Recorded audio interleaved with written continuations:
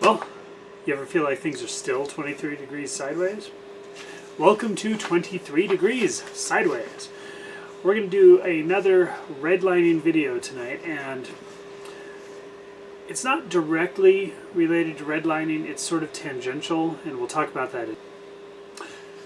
In current news, we have an issue where Dubai, the nation, is defending its Sharia law system, which includes stoning, amputation, literally stoning people to death for adultery or homosexual behavior.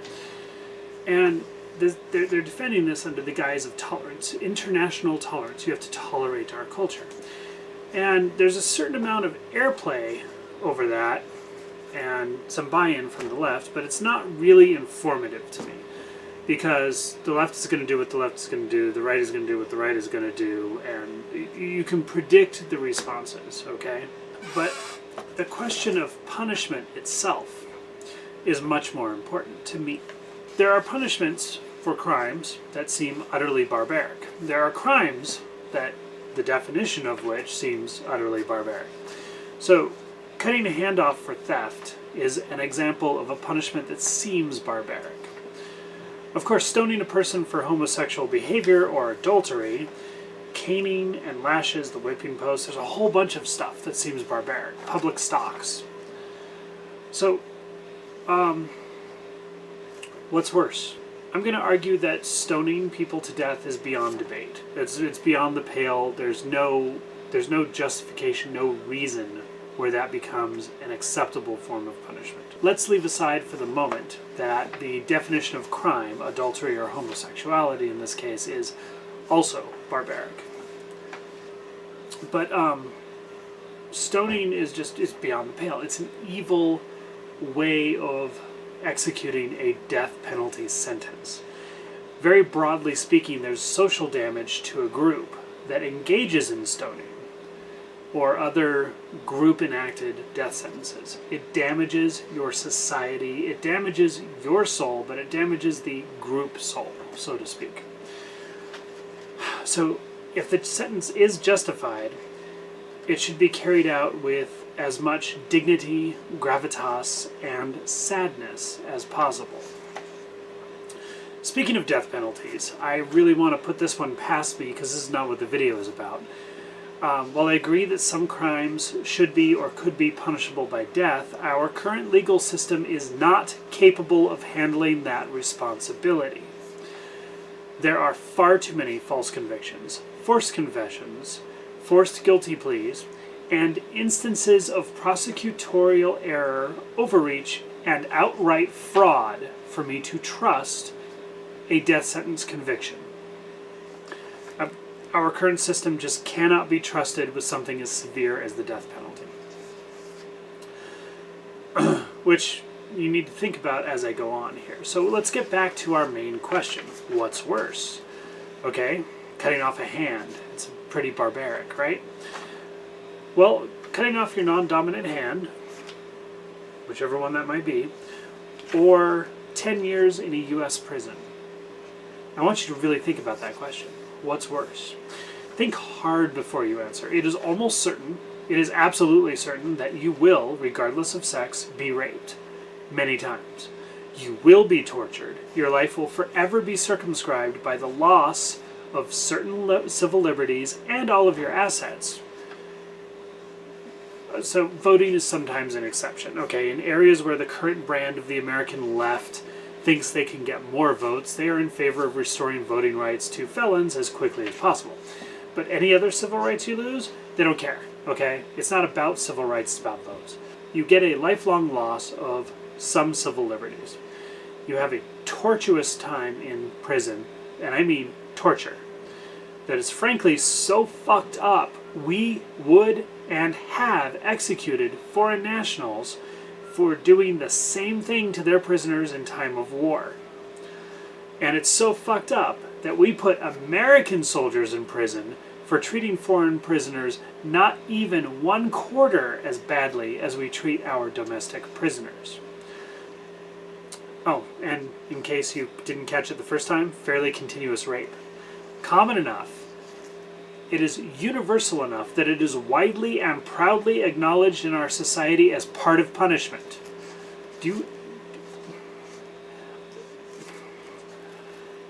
Let's stop here for a moment. Back up and go through this again. Our prison system would be considered inhumane to the point of executing enemy actors in a time of war for war crimes if it was anyone else doing it.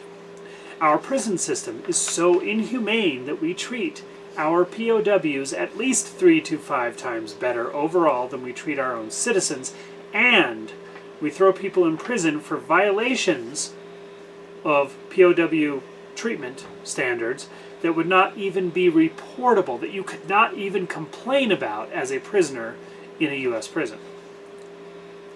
Our prison sentences are widely accepted and publicized in our society as being torturous and involving continuous rape.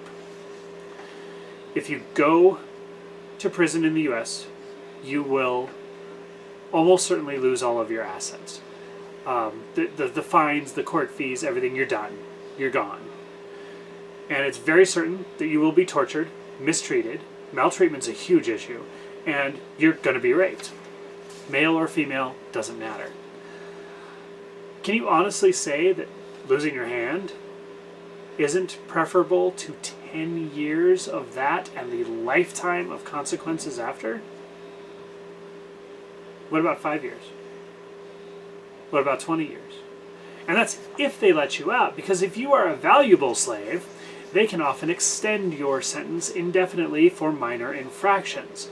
The contracting of our convicts as slave labor is something we very much do in the United States.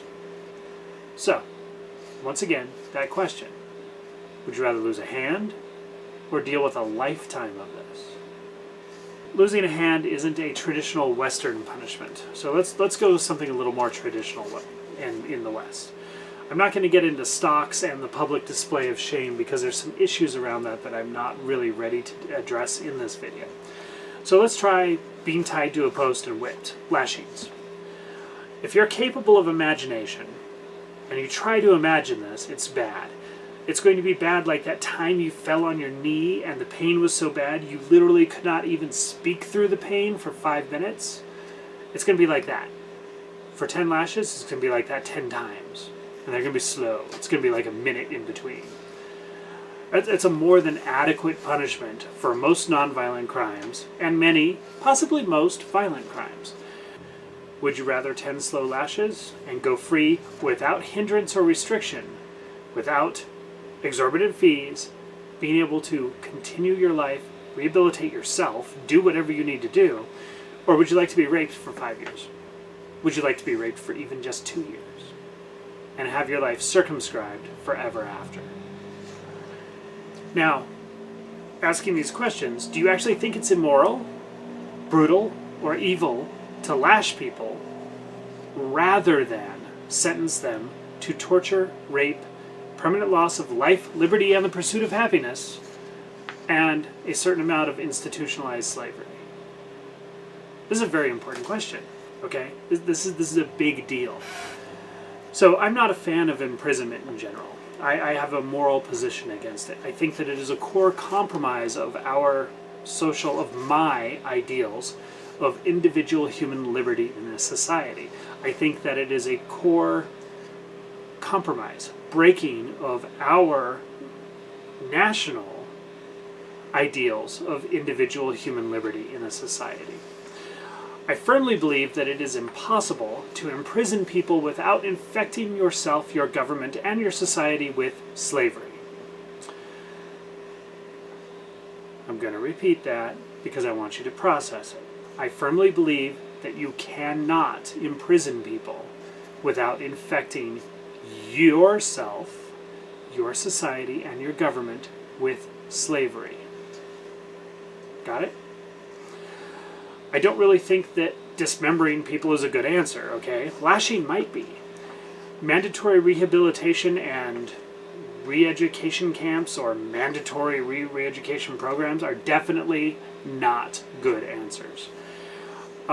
Once again, you get into slavery. I mean, come on, you get into the whole Clockwork Orange scenario there. There's real badness with that. Imprisonment is just evil.